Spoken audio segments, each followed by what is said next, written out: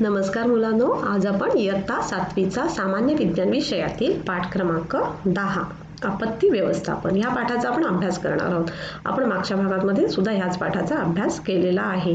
आपण कुठल्या नैसर्गिक म्हणजे आपत्ती आहे जसे की दुष्काळ, महापूर, वीज पडणे, ढगफुटी, वादळ म्हणजे सुनामी आणि मग आजच्या भागामध्ये आपण यांचा आपण अभ्यास केला. पण आजच्या भागामध्ये आपण वादळांबद्दल माहिती घेणार आहोत आणि वादळ आल्यानंतर म्हणजे वादळाचे परिणाम काय होतात याच्याबद्दल माहिती घेणार आहोत. आणि आपण काय पाहणार आहोत अजून तर जेव्हा ह्या अशा मानवनिर्मित किंवा नैसर्गिक ह्या आपत्ती येतात म्हणजे उद्भवण्यापूर्वी किंवा उद्भवल्या तर आपण कोणती दक्षता घ्यायची याचे आपण काही उपाययोजना आहेत कशी घ्यायची याची माहिती आपण आजच्या भागामध्ये घेणार आहोत. तर वादळे कशी निर्माण होतात. वादळ हे एक सुद्धा नैसर्गिक म्हणजे आपत्ती आहे. मग वादळे कसे निर्माण होतात मुलांनो माहिती आहे का तुम्हाला. तर हवेत निर्माण होणारे कमी अधिक दाबाचे पट्टे आणि त्यामुळे हवामानात होणाऱ्या बदलामुळे वेगाने वारे वाहू लागतात आणि वादळे निर्माण होतात.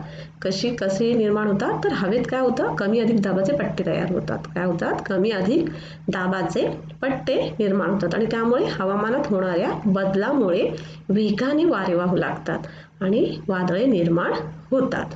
मग आता वादळांचे परिणाम कोणते आहेत ते आपण आता पाहूयात. तर तुम्हाला मुलांनो तर आत्ताच तुम्ही ह्याच वर्षी 1 जूनला जे निसर्ग वादळ आलं होतं हे तुम्हाला तर आत्ताच माहिती आहे. म्हणजे हे तुम्ही पण अनुभवलेलं आहात आणि ह्या वादळाचं सगळ्यात मोठं नुकसान कोणाचं केलं तर कोकणातल्या लोकांचं या वादळाने नुकसान केलं. म्हणजे रायगड जिल्हा, सिंधुदुर्ग जिल्हा आणि रत्नागिरी जिल्ह्यामध्ये फार नुकसान झालेलं आहे. तिथे ज्या नारळ सुपाऱ्याच्या ज्या बागा आहेत त्या बागा पूर्ण वादळामुळे पडून गेलेल्या आहेत. त्यामुळे त्या लोकांचं अतिशय नुकसान झालेलं आहे म्हणजे अमाप न्नुकसान झालेलं आहे. तिथे तुम्ही जर तिथल्या असाल तर हे तुम्ही जर अनुभवलंच असाल किंवा तुम्ही म्हणजे न्यूजमध्ये पेपरमध्ये ह्याच्याविषयी माहिती तर म्हणजे ह्याच्या बातम्या तर तुम्ही बघतच असाल. तिथल्या लोकांना 1 महिना विजेशिवाय काढायला लागला. तिथे काय झालेलं की सगळे विजेचे खांब ह्या वादळामुळे पडले होते आणि मग तिथे लाईट नव्हती. त्या लोकांनी 1 महिना विदाऊट लाईट ते लोक म्हणजे जगत होते. पुन्हा तिथे दळणवळण म्हणजे काय होतं सगळ्या ते जे सुपारीची झाडं, नारळाची झाडं ही पूर्ण रस्त्यावर पडली होती. त्यामुळे दळणवळण यंत्रणा म्हणजे सगळे वाहतूक बंद झाली होती आणि तिथे घरावरचे अनेक म्हणजे घरावरचे जे पत्रे होते ते उडून गेले होते. कोणाच्या टाक्या उडून गेल्या होत्या तर कोणाचे छपरे सगळं म्हणजे निघून गेलं होतं. म्हणजे असे खूप वाईट परिणाम त्या लोकांनी तिथे घेतलेले म्हणजे वाईट परिणाम वादळाचे कोकणामध्ये झाले होते आणि त्या लोकांनी हे जे परिणाम आहेत ते सगळे अनुभवले आहेत. मग आता वादळाचे परिणाम कोणते आहेत तर वादळग्रस्त प्रदेशांचे अमाप नुकसान होते. जीवित व मालमत्ता यांची प्रचंड हानी होते. वीज पुरवठा खंडित होतो. दळणवळण यंत्रणा खंडित होते. कळलं. म्हणजे ह्या आता वादळामुळे काय झालं ते कोकणवासियांनी म्हणजे वादळाचे परिणाम हे या कोकणवासियांनी खूप म्हणजे त्याचा अनुभव घेतलेला आहे आणि हे ते कधीच विसरू शकत नाहीत. ही नारळ सुपारीची जी झाडं असतात ती झाडं वाढण्यासाठी फार वर्ष लागतात आणि तिथे तर सगळ्यांच्या वाड्या म्हणतात त्यांना. तर त्या वाड्यांचं इतकं नुकसान झालं की ती लोक म्हणजे अक्षरशः रडतायत.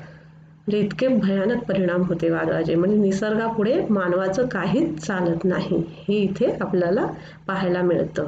तर आपण आता वादळापासून वाचण्यासाठी काय करायचं तर आपण आता वादळापासून आपल्याला तर संरक्षण करायचं आहे किंवा वाचायचं आहे. तर आपल्याला काय करायला लागेल तर इमारतीवर पडून नुकसान करू शकणारी झाडं नियमितपणे छाटायची. त्यामुळे काय होईल नुकसान टळेल. आपण घराबाहेर असल्यास नेमके कुठे आहोत ते जवळपासच्या नातलगांना मित्रांना कळवायचं. म्हणजे आपण समजा बाहेर गेलो आणि खूप वादळ चालू झालं मग घरातले लोक आपल्याला शोधत राहणार ना. म्हणून जवळपासच्या नातलगांना मित्रांना समजायचं आणि आपण एका सेफ ठिकाणी सुरक्षित जागी थांबायचं. तुम्ही स्वतः बाहेर असला तर सुरक्षित ठिकाणी आश्रय घ्यायचा. गॅस रेग्युलेटरचा स्विच बंद करायचा. वीज पुरवठा खंडित करायची आणि वीज तर जातातच कारण विजेचे खांबच पडतात आणि सगळा वीज पुरवठा खंडितच करायची.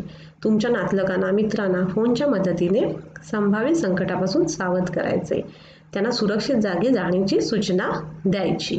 घरापासून दूर असणाऱ्या इतर लोकांना घरात तात्पुरता आश्रय द्यायचा. म्हणजे आता कोण बाहेर चालले आणि आपलं घर रस्त्यावर असेल तर आपण त्या लोकांना घरात घ्यायचं, जेणेकरून आपण त्यांची मदत करायची. आता तुम्हाला माहिती आहे का कोण काय करतं? आता ह्या ज्या सगळ्या पूर्ण आपत्ती आहेत, तर ह्या आपत्ती काळामध्ये म्हणजे आपल्याला कोण मदत करतं? तर संयुक्त राष्ट्र संघटनेने एक स्थायी स्वरूपाची आंतरराष्ट्रीय संस्था आहे UNDP 1965 साली स्थापन झालेली आहे. जगभरातील सुमारे 177 देश या संघटनेचे सदस्य आहेत. किती देश? तर 177 देश. कुठली आंतरराष्ट्रीय संस्था आहे? तर UNDP, संयुक्त राष्ट्र संघटनेने एक स्थायी स्वरूपाची आंतरराष्ट्रीय संस्था UNDP 1965 साली स्थापन केलेली आहे. जगभरातील किती देश या संघटनेचे सदस्य आहेत? तर 177 देश. या संघटनेचे एक प्रमुख कार्य काय आहे? तर आपत्ती काळात साधन सामुग्री, आर्थिक मदत तसेच स्वयंसेवक आपत्तीच्या ठिकाणी पाठवणे. म्हणजे जिथे आपत्ती झाली, म्हणजे समजा जिथे कुठे भूकंप झाला किंवा जिथे वादळ आलं किंवा म्हणजे महापूर आला, तर त्या तिथे काय पाठवतात ही लोक? तर साधन सामुग्री पाठवतात. म्हणजे जे अन्नधान्य किंवा पाणी, पिण्याचे पाणी, कपडे वगैरे, आर्थिक मदत तसेच स्वयंसेवक म्हणजे माणसं सुद्धा पाठवतात मदतीला. यासोबत मदतीसाठी आंतरराष्ट्रीय वैद्यकीय पथक म्हणजे डॉक्टर्स, नर्स, कारण तिथे गरज असते ना अशा म्हणजे आपत्तीच्या ठिकाणी, तर त्या लोकांना आंतरराष्ट्रीय वैद्यकीय पथक व इतर तज्ज्ञांचे गटही पाठवले जातात.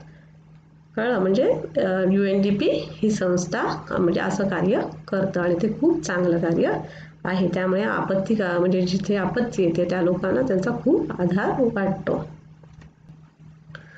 मुलांनो, आता आपण इतक्या म्हणजे आपत्ती पाहिल्या, नैसर्गिक आपत्ती पाहिल्या, जसे की दुष्काळ, भूकंप, महापूर, अशा सर्व खूप साऱ्या नैसर्गिक आपत्ती आपण पाहिल्या.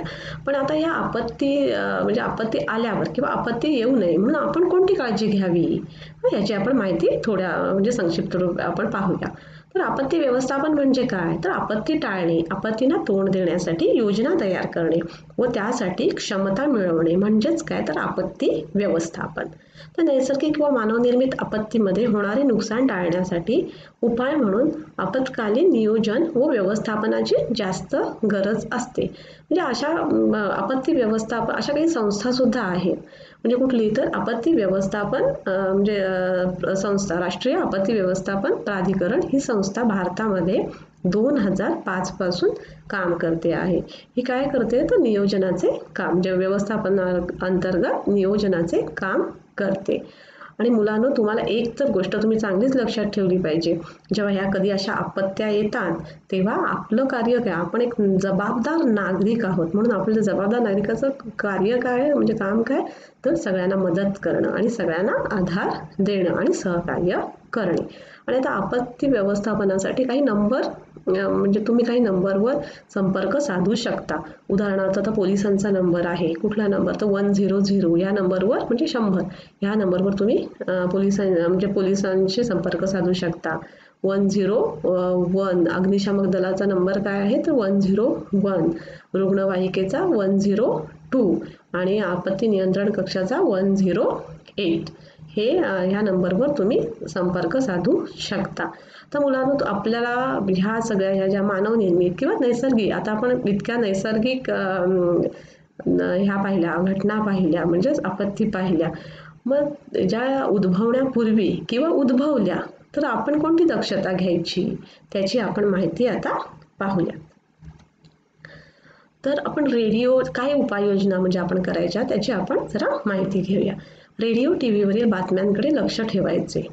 कारण का जिथे अशी परिस्थिती झालेली आहे म्हणजे आपत्ती आलेली आहे, मग तिथे आपल्याला तिथल्या सगळ्या बातम्या आपल्यापर्यंत म्हणजे कळल्या पाहिजे. त्याच्यासाठी आपण बातम्या बघायच्या.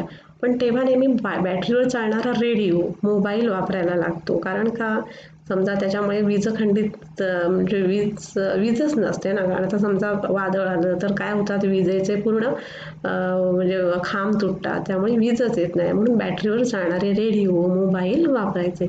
हवामान खात्याने दिलेल्या सूचना काळजीपूर्वक वाचायच्या, ऐकायच्या. आणि WW म्हणजे ज्या गव्हर्नमेंट ज्या साईट्स आहेत, www.government.in या वेबसाईटचा वापर करायचा. म्हणजे हवामान खात्याच्या किंवा सरकारी ज्या या वेबसाईट आहेत त्यांचा वापर करायचा. ढगफुटी अथवा अतिवृष्टीमुळे डोंगर उतारावर दरडी कोसळतात. माहिती आहेत ना, टेकड्या डोंगर खचतात, काय जातात खचतात आणि खाली येतात. मग अशा वेळी आश्रयासाठी डोंगर पायथ्याशी थांबायचं नाही. नदीला पूर आला की नदीकाठच्या परिसरात घरात न थांबता अन्यथा सुरक्षित जागी आसरा घ्यायचा. शक्यतोवर उंचावर थांबायचं. वाहत्या पाण्याच्या प्रवाहात उतरायचं नाही. आपण काही लोक मजा म्हणून उतरतात आणि मध्ये वाहून जातात, किंवा वाहने सुद्धा पुढे न्यायचे नाहीत. भूकंपामध्ये काय होतं तर रस्ते दुभांगतात, तुम्हाला माहितीच आहे, जमिनीला भेगा पडतात, रेल्वेचे रूळ उखडले जातात. त्यामुळे एका ठिकाणून दुसऱ्या ठिकाणी जाताना पुढचा मार्ग व्यवस्थित आहे की नाही याची पहिली खात्री करायची आणि मगच आपण प्लॅन करायचा पुढे जायचं. कळलं? मदत केंद्र किंवा छावणीचा आसरा म्हणजे आसरा घ्यायचा, जेणेकरून काय होईल, आपल्याला तिथे औषधं, अन्नाची पाकिटे, पाणी, प्रथमोपचार इत्यादींची मदत लवकर मिळू शकते. आगीपासून बचावण्यासाठी शाळा, हॉस्पिटल, रेल्वे स्थानक या ठिकाणी अग्निशामक नळकांडे वापरायचे. त्याच्यामुळे जर आग लागली तर आपण सुरक्षित राहू शकतो. म्हणजे अशा आपण उपाययोजना करू शकतो जेव्हा म्हणजे कधी आपत्ती म्हणजे येणार म्हणजे आलेली असेल, किंवा यायच्या म्हणजे आपत्ती आल्यानंतर किंवा आपत्ती येण्याच्या नंतर सुद्धा आपण ह्या उपाययोजना करून आपण आपला जीव किंवा आपल्याला सुरक्षित आपण ठेवू शकतो. तर मुलांनो, आज आपण काय शिकलो, तर आज आपण काय पाहिलं तर वादळ ही एक नैसर्गिक म्हणजे आपत्ती आहे. मग त्याचे परिणाम कोणते होतात, तर वादळाचे परिणाम काय असतात, तर पूर्ण वाहतूक हे होते,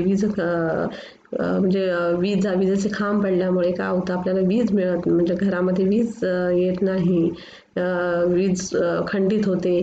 परत आणि बऱ्याचशा गोष्टी म्हणजे आपल्या पूर्ण वित्तहानी, जीवितहानी होते, नुकसान होतं, पिकांचं नुकसान होतं, झाडं घरांचं नुकसान होतं, घरांची छपरे पडतात इत्यादी आपण वादळाचे परिणाम पाहिले. आणि आपण काय पाहिलं तर आता आपण ह्या सगळ्या नैसर्गिक ज्या हे आहेत नैसर्गिक आपण आपत्ती पाहिल्या. मग आता ह्या नैसर्गिक आपत्ती पाहिल्या कोणत्या आहेत ते पाहिल्या, मग त्या जर उद्भवल्या किंवा उद्भवू नये म्हणून आपण कोणत्या काळजी करायला पाहिजे, म्हणजे कोणती काळजी घ्यायला पाहिजे याच्याविषयी आपण माहिती घेतली. आपत्ती व्यवस्थापन म्हणजे काय, तर आपत्ती व्यवस्थापन म्हणजे काय तर आपत्ती टाळणे किंवा आपत्तीसाठी काय योजना तयार करणे आणि त्यासाठी क्षमता मिळवणे म्हणजेच आपत्ती व्यवस्थापन आहे. आणि आपत्तीच्या काळात सगळ्यांनी एकमेकाला म्हणजे धीर दिला पाहिजे, एकमेकाला मदत केली पाहिजे. आणि आपत्ती येण्यापूर्वी किंवा आली तर आपण कोणत्या उपाययोजना केल्या पाहिजेत, कोणती दक्षता घेतली पाहिजे याची माहिती आपण ह्या पाठामध्ये घेतलेली आहे. धन्यवाद.